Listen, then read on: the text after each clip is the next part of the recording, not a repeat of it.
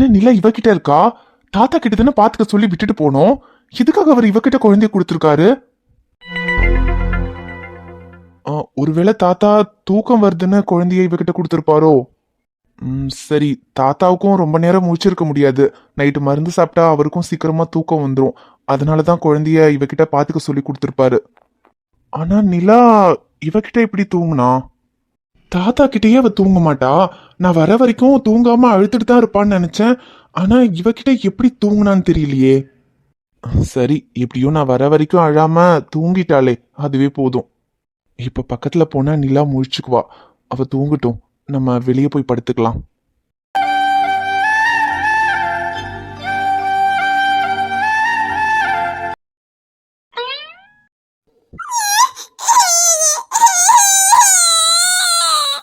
ஐயோ, நிலா முழிச்சிட்டாளே. இல்லடா குட்டிமா, இங்க பாரு, அப்பா இருக்கேன், அழாத. ஒன்னும் இல்லடா குட்டிமா, அழாத, அப்பா இருக்கேன், வா. என்னாச்சுடா குட்டிமா? என்னாச்சுடா? நல்லா தூங்கிட்டு தானடா இருந்த, அப்புறம் ஏன் முழிச்சீங்க? அச்சோ, சூச்சு போயிட்டீங்களா? சூச்சு போய் ட்ரெஸ் எல்லாம் நினைச்சாச்சு, அதான் தூக்கத்துல இருந்து முழிச்சு அழுதுகிட்டு இருக்கியா? இதுக்குதான் அப்பா அப்பவே சொன்ன டைப்பர் போட்டு விடுறேன்னு. அப்ப வேண்டவே வேண்டான்னு அழுதாச்சு. சரி சரி, போட்டுண்டா. சரி இரு, அப்பா ட்ரெஸ் மாத்தி விடுறேன்.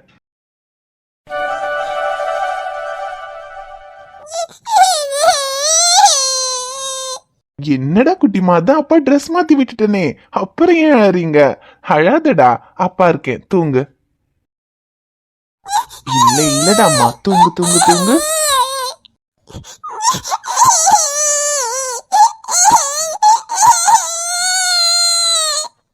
அச்சோ, என்னடா குட்டிமா, என்னாச்சு? அழாத குட்டிமா. அவ வேற தூங்கிட்டு இருக்கா. என்னடா குட்டிமா, தூக்கம் வரலையா? சரி, தூக்கம் வரலன்னா பரவாயில்ல, ஆனா அழாதடா, அம்மா தூங்கிட்டு இருக்கால. என்னடா அம்மான்னு சொல்லிட்டேன்னு பாக்குறியா? அது தெரியாம வந்துருச்சு.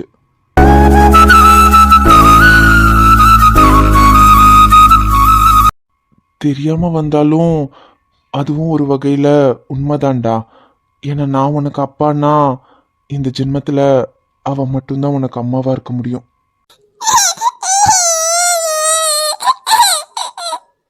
அச்சோ, என்னாச்சுடா குட்டிமா, ஏன்டா அழுதுட்டே இருக்க?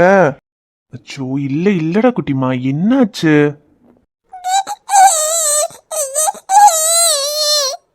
ஷோ, ஏன் அழறான்னு தெரியல.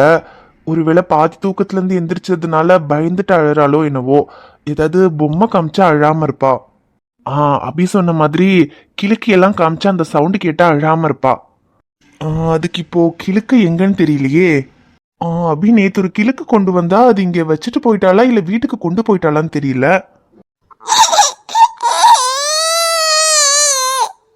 சோனிலா குட்டி, இல்லடா, அழாதடா, அவ வேற முழிச்சுக்குவா. சரி இருடா, உனக்கு என்ன இப்போ சவுண்ட் வர்ற மாதிரி ஏதாவது பொம்மை வேணும் அவ்வளவுதானே? இரு, அப்பா இருக்கான்னு பாக்குறேன்.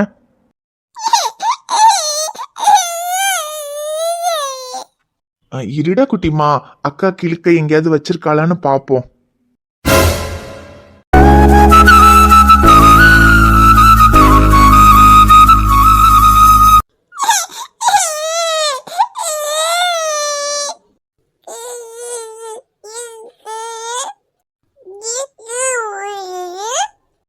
என்னடா, இந்த கொலுசு வேணுமா? இது வெறும் கொலுசு இல்லடா, இதுக்கு பின்னாடி ஒரு கதை இருக்கு. கதைன்னா நீ நினைக்கிற மாதிரி உன்னை தூங்க வைக்கிற கதை இல்லடா. இது அப்பாவை தூங்க விடாம பண்ண கதை.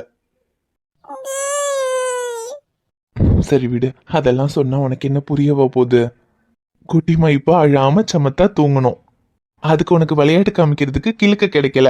கிழக்கையில இருந்து சத்தம் வர்ற மாதிரி இந்த கொலுசுல இருந்தும் சத்தம் வரும். இந்த கொலுசை பார்த்துக்கிட்டே அப்படியே சமத்தா தூங்கு பார்க்கலாம்.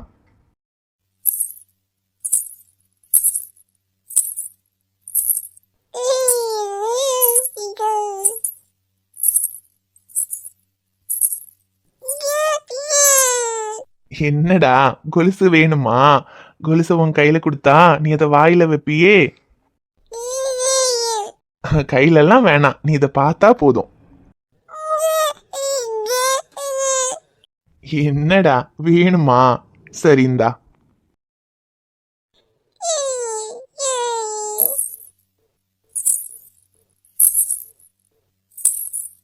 குட்டிமாக்கு இந்த கொலுசு பிடிச்சிருக்கா? சரி, இது பெரிய கொலுசு இல்ல, இது உனக்கு பத்தாது. குட்டிமாக்கு இந்த மாதிரி குட்டி கொலுசு வாங்கலாம். குட்டிமா மெதுவா நடக்க ஆரம்பிக்கும் போது அப்ப உனக்கு இந்த மாதிரி குட்டி கொலுசு வாங்கி தரேன். அதை போட்டுக்கிட்டு குட்டிமா இந்த வீடு பூரா நடக்கணும். அதுதான் இந்த அப்பாவோட ஆசை. இந்த மாதிரி அப்பாவுக்கு நிறைய ஆசை இருந்துச்சுடா, ஆனா அது எதுவுமே நடக்காம போயிடுச்சு. ஆனா அதுக்கெல்லாம் சேர்த்துதான் மொத்தமா நீ எனக்கு கிடைச்சிருக்கேன்னு நம்புறேன்.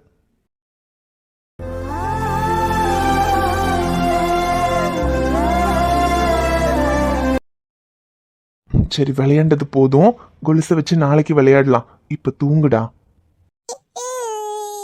சரி தூங்கு, உனக்கு குளிரும்ல, இரு அப்பா போத்தி விடுறேன், தூங்கு.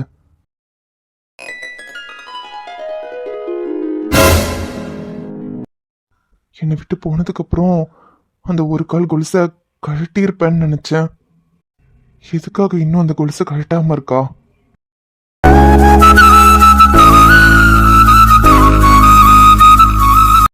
ஹே மின்னல், நான் இப்போ எவ்வளவு சந்தோஷமா இருக்கேன் தெரியுமா? ஹே, இப்ப கூட சத்தியமா நீ இதுக்கு சம்மதிச்சிட்டேன்னு என்னால நம்பவே முடியலடி. நானும் எவ்வளவோ கெஞ்சி இருக்கேன், என்னெல்லாமோ சொல்லி பார்த்திருக்கேன், அப்பெல்லாம் சம்மதிக்காதவ இப்ப எப்படி சம்மதிச்ச? அது ஏ ஐஷு, ஹே, நான் சந்தோஷமா இருக்கேன், ஆனா நீ சந்தோஷமா இருக்க மாதிரி எனக்கு தெரியலையே. അങ്ങനെയെല്ലാം ഒന്നുമില്ല. இல்ல, என்ன பாரு, என்னாச்சு? ஐயோ ஒன்றும் இல்ல, உன் முகத்துல சந்தோஷம் இல்ல. ஹே மின்னல், நான் உன்னை ஏதாவது கஷ்டப்படுத்திட்டனா? ஐயோ அதெல்லாம் ஒன்றும் இல்லை, நான் சந்தோஷமா தான் இருக்கேன். இப்போ என் முகம் பார்க்கும்போ நான் சந்தோஷமா இருக்க மாதிரி இருக்கா? ஹே மின்னல், எனக்காக நடிக்காத. ஐயடா, இவருக்காக நடிச்சாங்கன்னே எனக்கு அவார்டு தான் நீல கொடுக்க போறாங்க. நான் எதுக்கு நடிக்கணும்? ஏன் நிஜமாவே சந்தோஷமா இருக்கியா? ஐயோ அதே, நான் சந்தோஷமா தான் இருக்கேன். இல்ல, இருந்தாலும் சாரி ஐஷு. சாரியோ? എന്തിന്?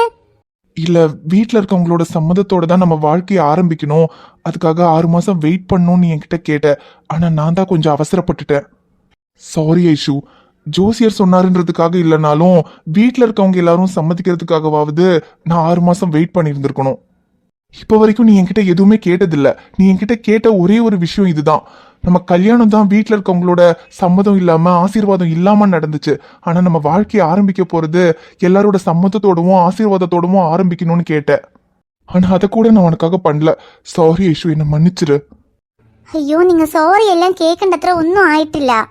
இப்ப எந்த இது என் விருப்பம் இல்லாமையா நடந்துச்சு, இதுக்கு ஞானம் தானே சம்மதிச்சேன். அதெல்லாம் ஒன்றும் பிரச்சனை இல்லை, விடுங்க.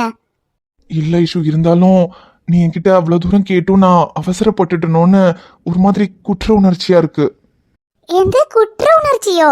ஹலோ ஹீரோ சார், நீங்க குற்ற உணர்ச்சி ஆகிறதுக்கு நான் ஒன்றும் வேற யாரும் இல்ல. நீங்க தொட்டு தாலி கட்டிய உங்க பொண்டாட்டி. நான் ஒன்றும் உங்ககிட்ட நம்ம வாழ்க்கையை ஆரம்பிக்கவே வேணான்னு சொல்லலையே. 6 மாசம் கழிச்சுதான் நம்ம ஒன்று சேரணும், இல்லைங்க நம்ம வாழ்க்கையில ஏதாவது பிரச்சனை வரும்னு ஜோசியர் சொன்னாரு. அதனாலதான் 6 மாசம் கழிச்சு எல்லாரோட சம்மதத்தோடய நம்ம வாழ்க்கையை ஆரம்பிக்கலாம்னு நினைச்சேன்.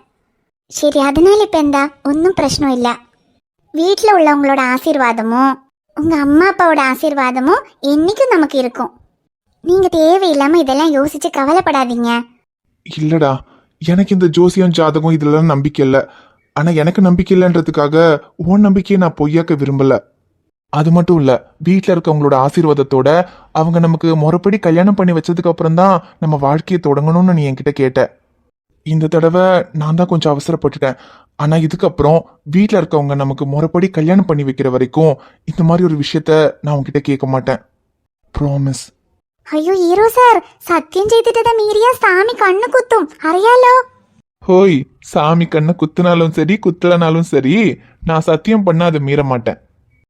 நல்லா யோசிச்சுக்கோங்க, ஏன்னா 6 மாசம் இருக்கு. 6 வருஷமே ஆனாலும் சரி, ஒரு விஷயத்த பண்ணணும்னு நானா நினைக்கிற வரைக்கும் அதை நான் பண்ண மாட்டேன். நோ காலோ. சரி, அதான் டீலிங் எல்லாம் ஓகே ஆச்சு. இப்பவாது இந்த கொலுசை போட்டு விடுங்க சார். கொலுசா?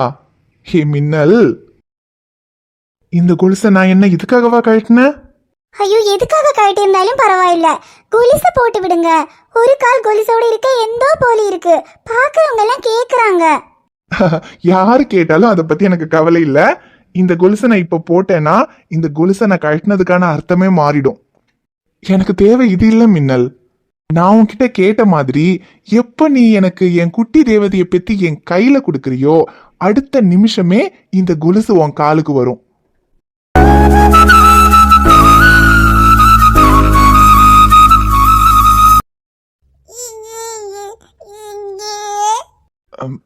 என்னடா குட்டிமா, தூக்கம் வரலையா? சரி, அவ தூங்கிட்டு இருக்கா, சத்தம் போட்டு எழுப்ப வேண்டாம். அன்னைக்கு அப்பாவோட சாவி எடுத்து அப்பா வண்டியில ட்ரிப் போகணும்னு சொன்னல, இன்னைக்கு நம்ம போலாமா? எனக்கும் தூக்கம் வரல. சரி வா, வெளியே போயிட்டு வரலாம்.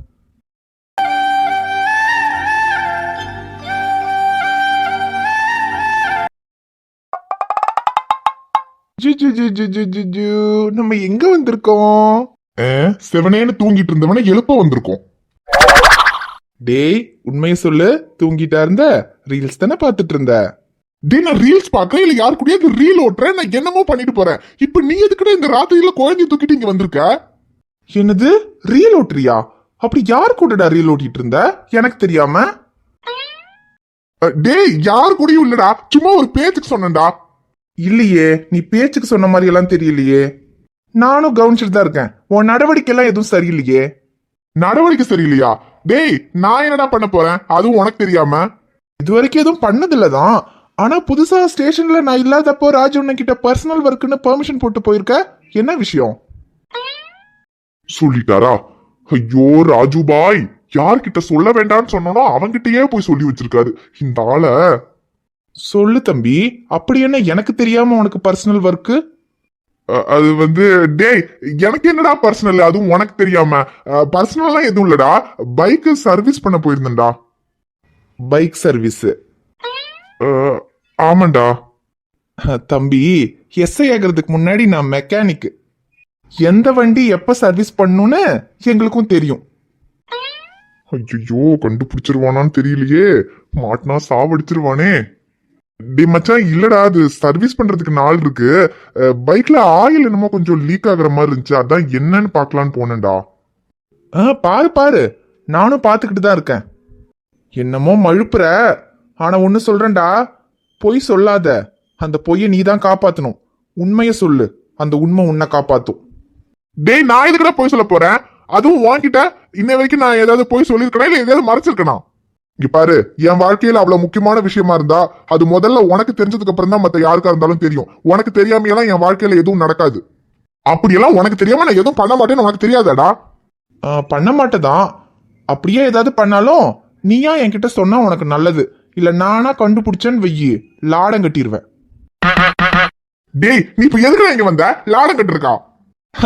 லாடம் கட்டுறதுக்கெல்லாம் இல்ல, செல்லக்குட்டிக்கு தூக்கம் வரல, அதான் வந்தோம். டேய், குழந்தைக்கு தூக்கம் வரலனா தொட்டில போட்டு தாலாட்டு பாடி தூங்க வைக்க வேண்டியதுடா. எதுக்குடா இங்க தூக்கிட்டு வந்திருக்க?